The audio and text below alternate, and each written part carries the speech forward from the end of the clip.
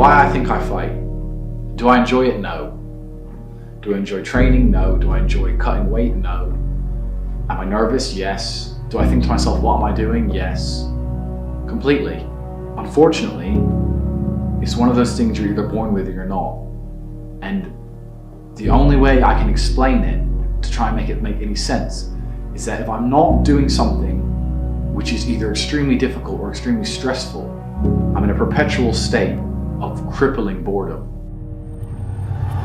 Followers, women, power, money. The life of Andrew Tate has been exploding online lately. And through this, he's been creating so much controversy with previous raids, his views on Western society, his views on women. This is propelling him into success. And this story of Andrew all began in a little town in the US.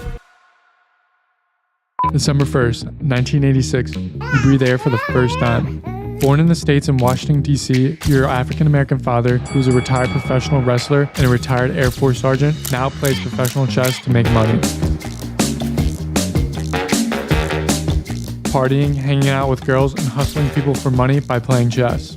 You're growing up to be a chess prodigy. Your dad, who is a chess master, teaches you, and he becomes your idol. Becoming Indiana state champion in chess, beating a 16-year-old for the title, proves to yourself that you're becoming a master in the game. You love chess, learning many lessons from it and how it's played and bringing it into life. Then all of a sudden, your mom splits up with your dad, and quickly, you're moving to England, staying in a hostel with your brother, sister, and mother trying to make ends meet. You lost one of the most important people in your life, your father and your chess coach. Now what? How are you going to replace chess? There's no chess community in England, and you can't find a teacher. How are you going to keep yourself out of trouble? While stumbling around, trying to figure out what to do, you come across a fighting gym. Fighting can be the same as chess, a one-on-one game. If you lose, it's because you made a mistake. You can't blame anyone else and there's no excuses. Something that your dad taught you. Now diving headfirst into fighting just at the age of 15, training 7 times a week, working up to the first professional fight. At age 17, you have your first MMA fight, and 5 others after that. And both, as I say, coming from a striking background, one from boxing, one from kickboxing. Big overhand shot by Tate. Your career is progressing and you get offered more money to kickbox. Good shot there. Oh! Beautiful shot there, I told you! Knowing the fight game can be a very hard way to make money. You take the offer and end up sticking with kickboxing. And this pays off, now becoming a 4-time world champion kickboxer and making more money than you've ever made before. Each fight is paying up to $75,000. That money is good by most people's standards, but it's not boxing money, it's not millions. Through paying your promoters, managers, car payments, and other life expenses, you are only really left with a couple grand to your name. You wake up one day wondering why you are giving 7 hours a day to fighting. And what if you can put this 7 hours into something else? What else could you achieve? What kind of money could you make? What's the point of being world champion if you can't buy a Lambo? Now, this is the part where you see more money than you ever seen before. You can do more than you ever done before, but just trying to figure this out in the beginning wasn't easy. Google becomes your new teacher, learning everything there is to know about money and how banks work.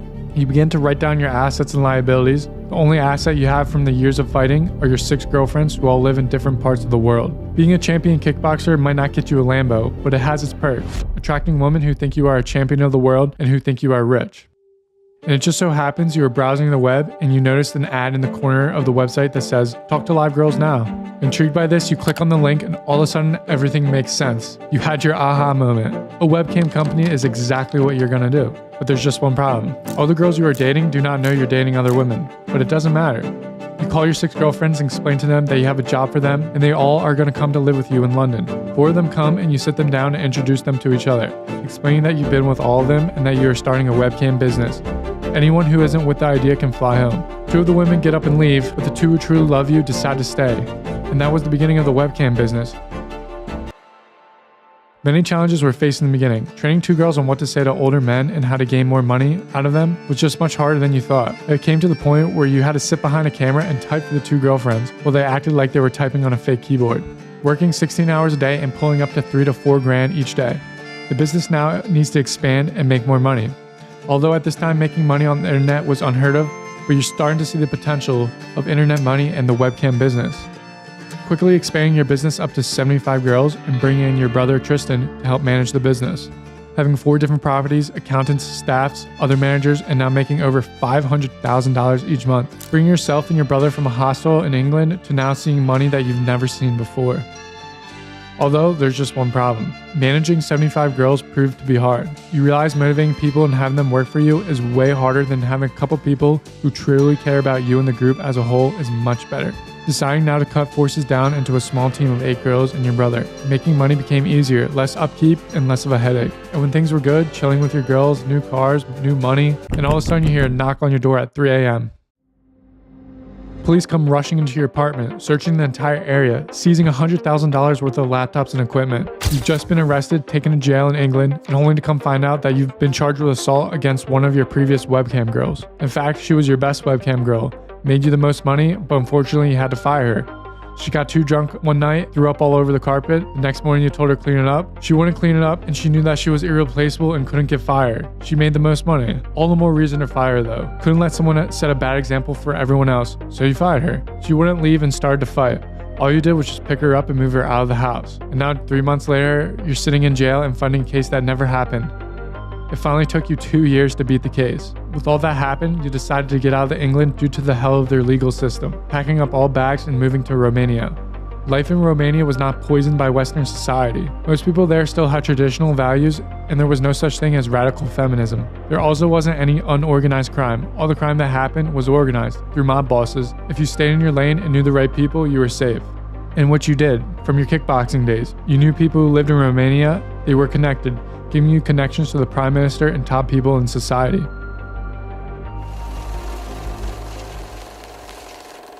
While commentating over RSF, which is Romania UFC, and you own 10% of it, you noticed that one of the event sponsors was a casino brand. This casino brand was owned by 3 brothers that have 400 locations throughout Europe. It was speculated that they were turning over $18 million a day. You decided to confront them and say that you want to get involved in the casino business. They quickly say to you, "Why do we need you? We already make plenty of money and you provide no value at the moment." To which you agree with their points and you realize you need to find a reason for them to work with you. A few years pass and you finally come up with a plan. You present it to them. You now want to open a location right next to their biggest competitor, while completely paying for the location and giving them a percentage of turnover. This intrigues them. You're now going to war with their competitors at no extra cost for them.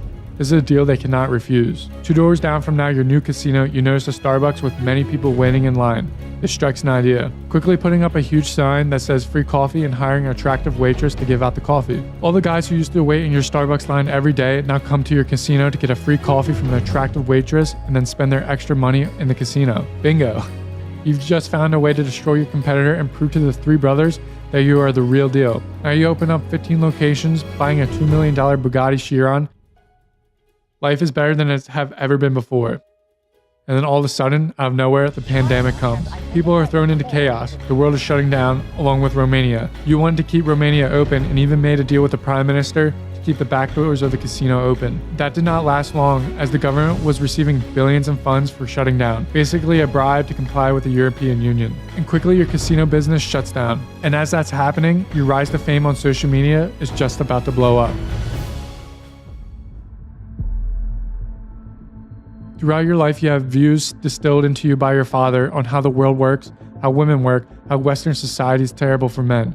You become more and more public with these ideas, appearing on podcasts like Fresh and Fit, and even famous comedians like Tom Segura. Your ideas and views give you a cult-like following with many people who love you, and just as equally, if not more, people who absolutely hate you and despise you. Everything you post does well, and with TikTok clips, your videos are now getting millions of views.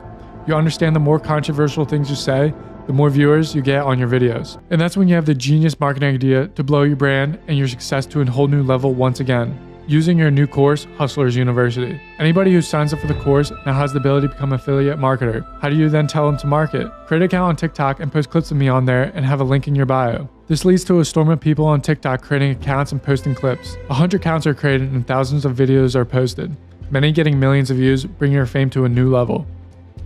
With over 1 million followers on IG, living life, going on jets, having lots of beautiful women around you, you now finally are the big G you were meant to be when you just started out in the US, learning everything about life from your father.